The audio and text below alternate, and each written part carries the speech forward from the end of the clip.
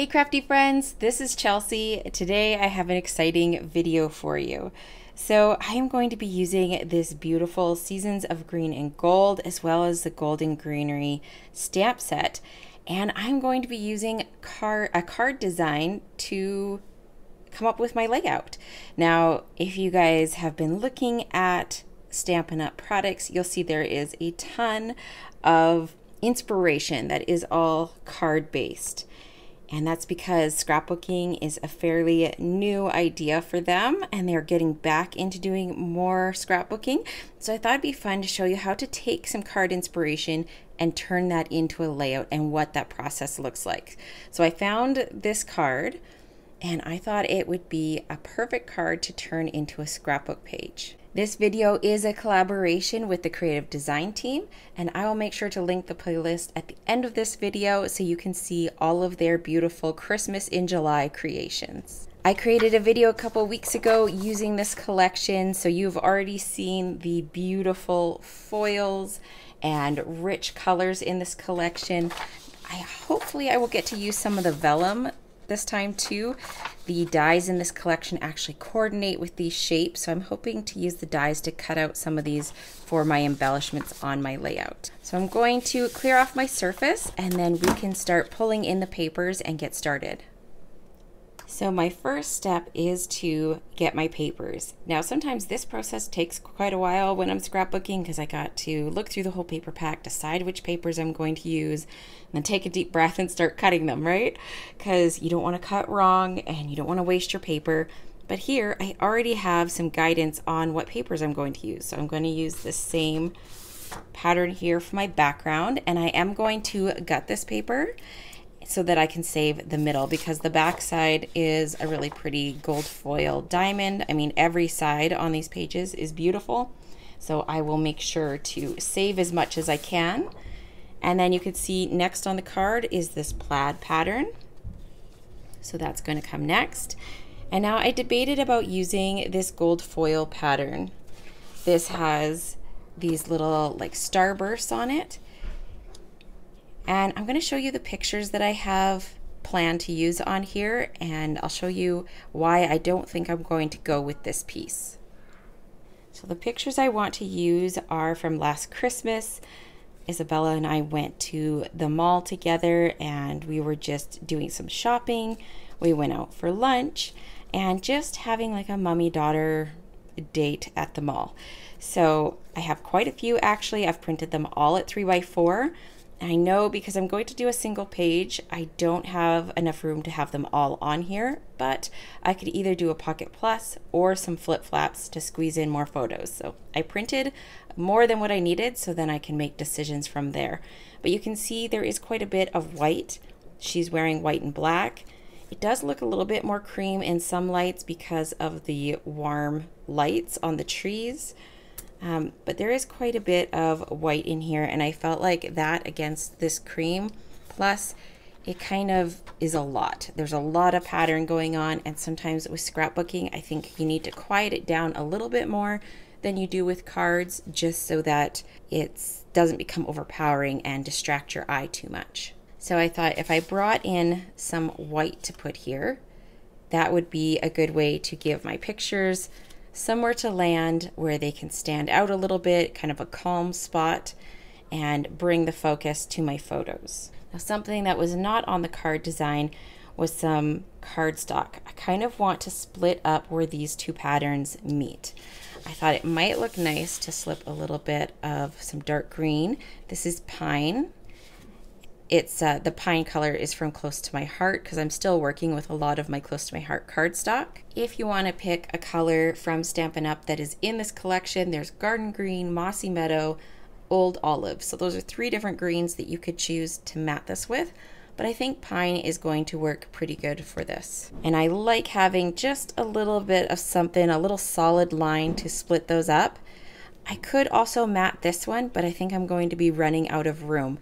This square here is 10 by 10, and if I want to lay my photos out kind of in a grid, I think I need to probably not go any smaller than a 10 by 10 because I'm going to run out of space. So So this was kind of my general idea. I'm not going to have this a complete grid because I want to leave some room for embellishments and also for my journaling. So if I take off maybe here, maybe there, then I would have room to put a journaling spot, some embellishment, and then put my title right at the top. Now, how did I decide what to do in the middle part? Because you don't get any of that kind of direction from the card. Basically, once I had chosen this card design, I went and looked for photos that I thought would go with this paper. I found these photos. I saw how many I had of them, so I decided I needed to print them smaller, especially since I wanted to keep this to a one-page layout. So I went ahead, printed off all my 3x4s, and then I just started laying them out, and a grid is such a natural design. When you have lots of photos, it's an easy way to get lots on a page. So I'm going to go ahead and cut these down and gut my papers as well so that I can layer these together. I'm going to start by cutting this plaid pattern paper down to 11 inches. I'm not 100% sure that's the right size, but I'm going to start with that and then see how it goes. I want to make sure my pieces are the size that I'm happy with before I gut them. I've been trying out the Stampin' Up! Paper trimmer lately, and I'm really enjoying it. I'm really happy with how it cuts, and the measurements are nice and accurate.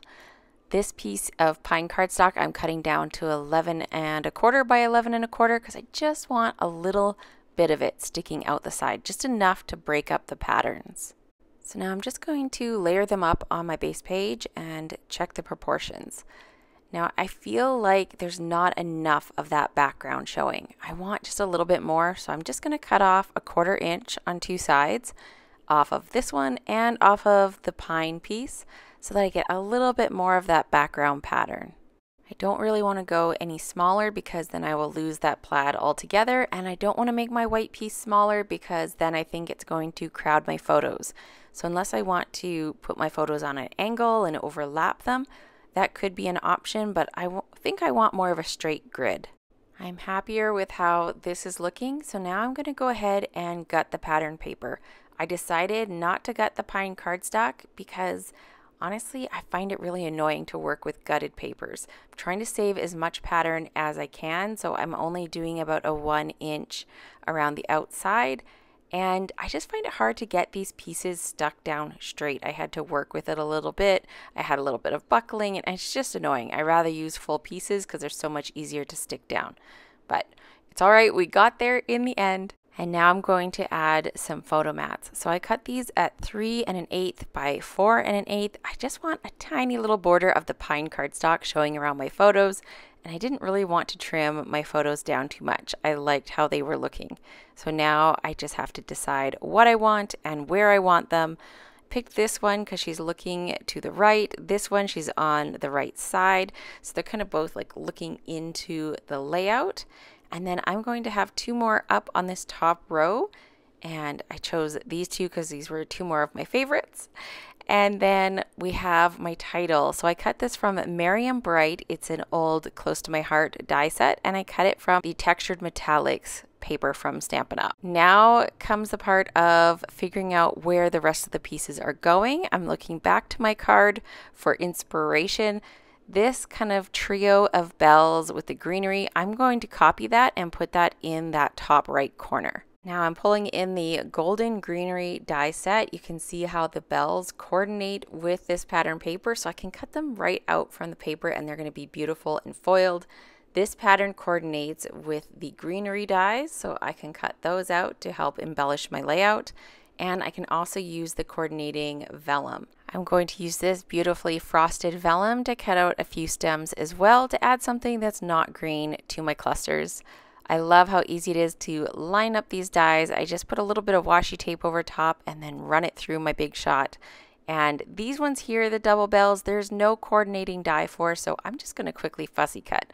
I rough cut it out just like as if I was going to die cut it because it's much easier to work with when it's smaller. And then I go around with my scissors, leave a tiny white border so that it basically looks like I die cut it, but I hand cut it. And then I basically just have to find the perfect location on my page for this. I want to end up with 3 different clusters. I'm pulling in these Greetings of the Seasons dies. I've already gotten quite a bit of use out of them. I love the little piercing detail that's around the edge. I I used this largest one and cut it from pine. You can see the cute little detail around the edge here. And I'm not going to journal on this, but I'm going to use it as a base for my journaling.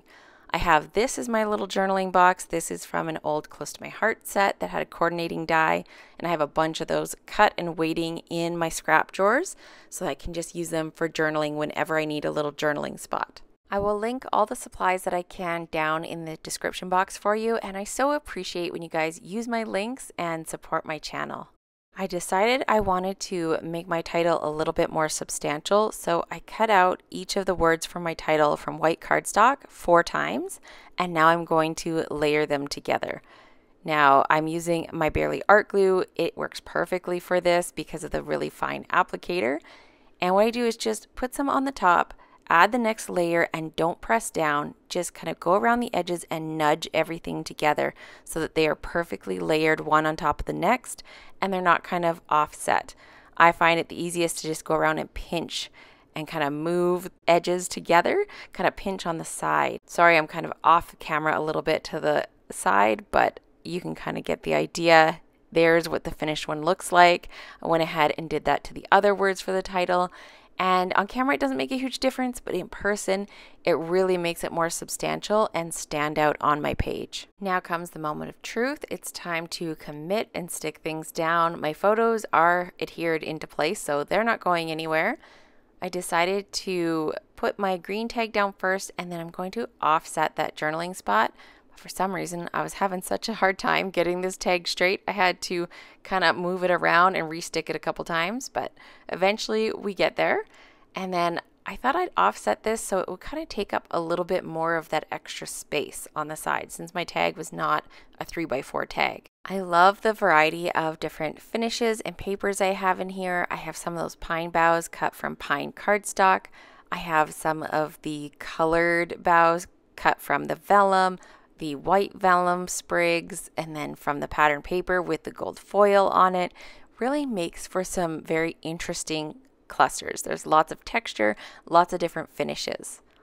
I'm just trimming off that little bit of extra on the end so it doesn't poke out. And then lots of times this is how I stick my clusters down. I just go and shove the end of my glue bottle in there. The Barely Art Glue works really good for that technique as well. And then start sticking them down. Any of the pieces that were giving me trouble, I just kind of lifted them up and re-stuck them down. But if I can keep my cluster mostly in place, I just find it easier than starting from scratch. If I can just squeeze a little bit of glue under there and keep everything mostly where I had it. My bells I popped up on Dimensionals, so they have a little bit of lift. And now I'm going to do a little cluster up here in this top corner. So I'm using the same elements and I'm just putting them behind there. That one white sprig I did cut in half, so I have some smaller pieces to work with. And then for my big cluster, there's quite a few pieces that are going into this. I have those 2 vellum pieces, and then I have 3 of the pine boughs cut from pine cardstock. And then I have more vellum and more paper with the gold foil. So I was trying to vary the different shades of green, vary the finishes. I just think it makes it more interesting. I could seriously mess around with these clusters all day. It's just one of those things, tuck it here, tuck it there, try this, try that. It is fun to play with, but eventually I have to make up my mind and just settle on something. Now, I did forget to add in the white frosted vellum branch. So once I get this all carefully placed, I'm going to have to go back and fit that under. Now, how am I going to do that? Hopefully very carefully. Just kind of pinching everything that's above it together and just trying to sneak it under there. It wasn't super easy, but we get there in the end. I am going to glue this off camera because you don't need to watch me mess with that. I put everything down flat except for the final bell at the top. I did put that on Dimensionals. Now, just like the card, I'm going to use the linen thread. You guys know this is my favorite. I need to add that to my shopping list because I am getting low on it, but I tied a double bow, just 2 strands, and because this is on such a small spool, they come out curly, which is perfect. Now I'm grabbing the cherry cobbler and pearl adhesive-backed berries, which coordinate with this collection, and I'm using the pearl color. It's kind of opalescent and catches the light really pretty. They're in clusters of 3 and then single ones. I kind of played a lot with this, trying to decide If I wanted to use like the groups of 3 or where I wanted to place everything, it took me a minute to kind of figure out where they should go. But I love how they catch the light. They look so pretty on the layout. If you guys are watching this video close to when it comes out, you are in luck because Stampin' Up! Is having a free shipping day on Tuesday, July 23rd. It's a great time to stock up on things that are on your wish list. I know I will be doing that because who doesn't love some free shipping? Here is a close-up look at the finished layout. I wish you could see it in person. I'm trying to get it as close as I can to the camera so you can see all the shimmer and shine and reflection and all the textures, but of course it's always better in person. I'm super happy with how this page turned out. Now I just have to do a little bit of journaling and I can stick this in my album. If you enjoyed this video, I hope you'll like and subscribe, and then make sure you go click here and watch the full CDT playlist for all of their Christmas in July inspiration. Thanks for watching, and I'll see you soon.